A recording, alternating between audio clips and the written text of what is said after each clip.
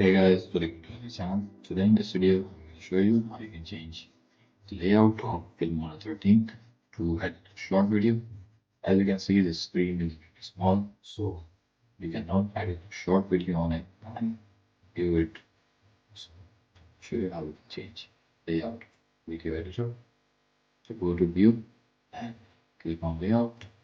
From here, you can select different layouts, but short video for now. And there you can see now there's bigger screen for short videos, which means you can edit and view short videos easily now.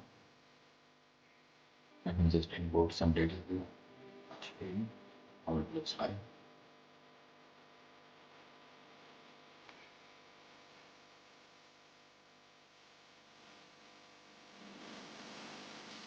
So that there you can see that's quick to issue, and now you can see you can now easily edit your short videos on Filmora 12 or 13. So guys, that's all in this video. Make sure to sub the channel and give it a thumbs up. Bye for now.